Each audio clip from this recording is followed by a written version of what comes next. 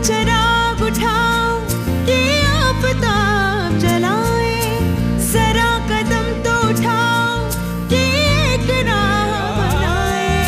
उतारो पाँव से मेहंदी की ये पाँव जलते हैं, उतर के राह पे देखो कि ये पाँव चलते हैं। क्योंकि जीना इसी का नाम है, क्योंकि जीना इसी का नाम है, क्योंकि जीना इसी का नाम है।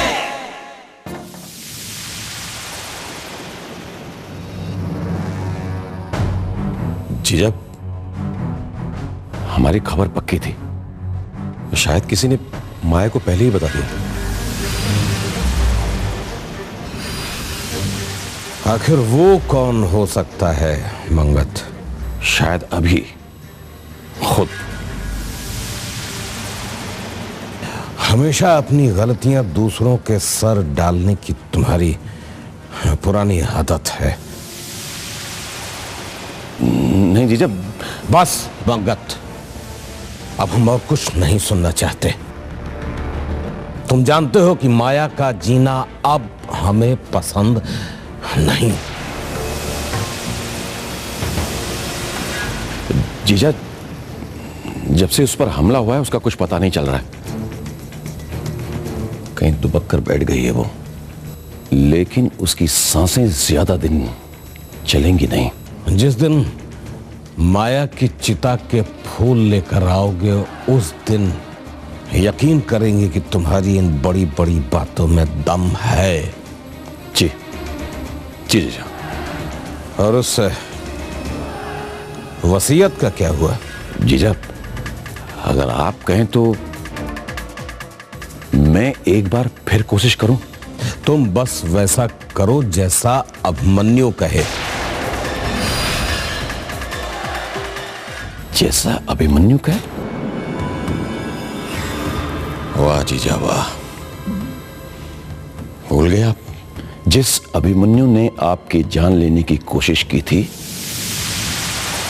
आज भी आप मुझे छोड़ करके उस पर भरोसा कर रहे हैं।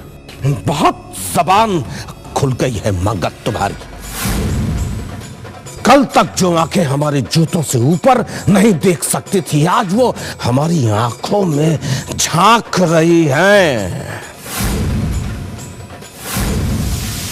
नहीं जीजा, ऐसी बात नहीं। मैं तो जीजा, आपको लगता है कि मंगत आपसे वफादार नहीं? वफादार तो तुम हमारे शुरू से ही हो मंगत, सबसे वफादार नौकर।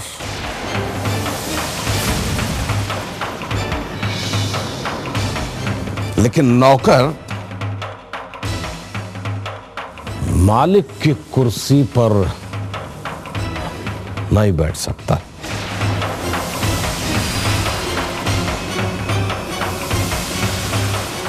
मैं जानता हूं जीजा कि मेरी जगह आपके पैरों में है, और इससे ज्यादा मुझे कुछ चाहिए भी नहीं।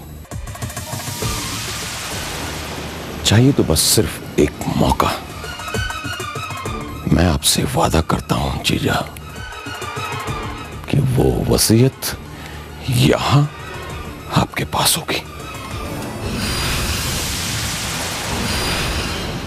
ठीक है मंगत, ख्याल रहेगा अब कोई बेवकूफी ना होने पाए। आप चिंता ना करें जीजा, जैसा आप कह रहे हैं वैसा ही होगा। एक बात और जीजा, भले ही मैं आपका बेटा नहीं हूं, लेकिन मैंने हमेशा अपने बाप से बढ़कर आपकी इज्जत की है।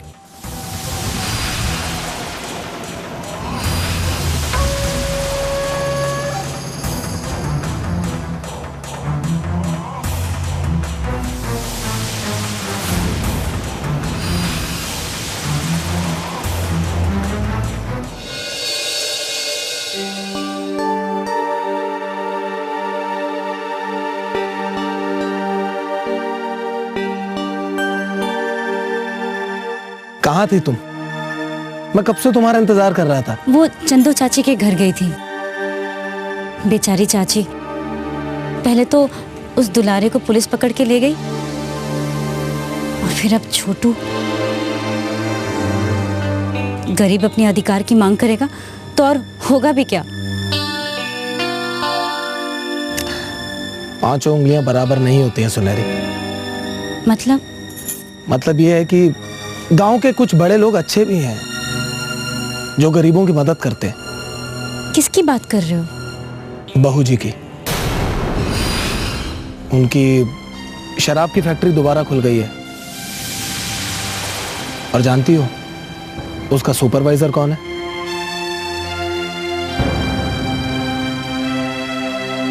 मैं।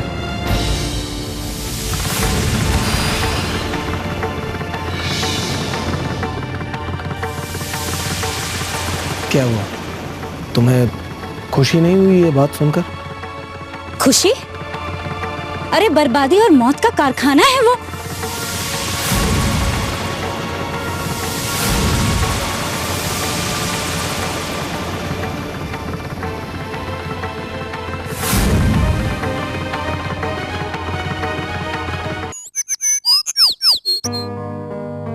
अरे बताइए तो सही, क्या बात है? बात नहीं नीरा, बहुत ही खास बात है। ये देख,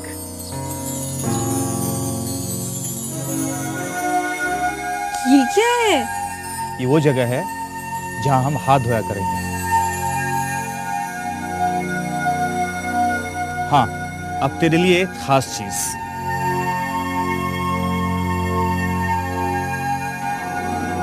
साबुन? लेकिन इसमें खास क्या है? बहुत खास है। बीमारियों से बचाने वाला घर का डॉक्टर, साबुन डॉक्टर।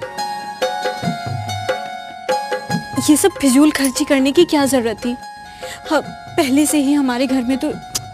ये फिजूल खर्ची नहीं है, समझदारी बोल, समझदारी। देख, जैसे कोई आदमी बीमार पड़ता है ना, तो एक तो वो काम धंधे से जाता है, दूसरा डॉक्टर का खर्चा, कमाई बंद हुई सो अलग, तकलीफ, परेशानियां, और हाँ, दवाई का खर्चा। ये खर्चा इन सब चीजों के सामने कुछ भी नहीं है। मैं नहीं चाहता नीरा कि चंदू चाची के छोटू की तरह अपना बच्चा भी बीमार हो। इसलिए हम हमेशा पहले साबुन से हाथ धोएंगे, फिर अपने बच्चों को छूएंगे और खाना खिलाएंगे, ताकि बीमारी उससे दूर रहे। अब ये बता, ये फिजूल खर्ची है या फिर समझदारी? हाँ?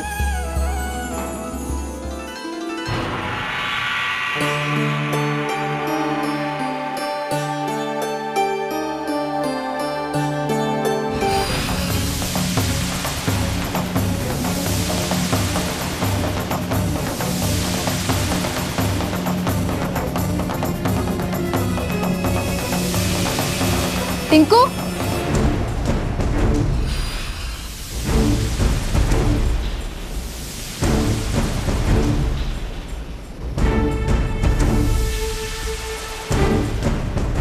इधर आ।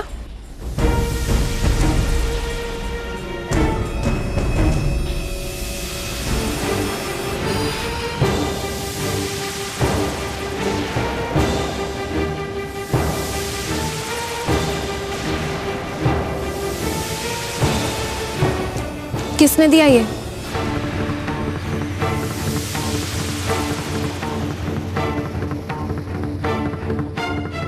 मैं पूछ रही हूँ, किसने दिया ये? महाराज ने। अच्छा, तो अब तू झूठ भी बोलना सीख गया है? सच माँ, महाराज ने दिए मुझे। अब वो मुझसे पूछे बिना कुछ भी नहीं बनाता। और आज रसोई में क्या बना है मैं जानती हूँ, और मैं ये भी जानती हूँ कि ये तुझे किसने दिया है।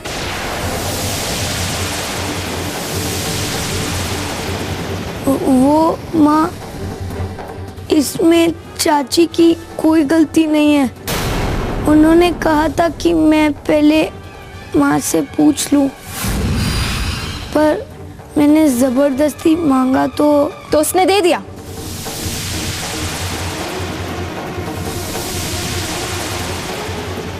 उससे तो मैं बताती हूँ।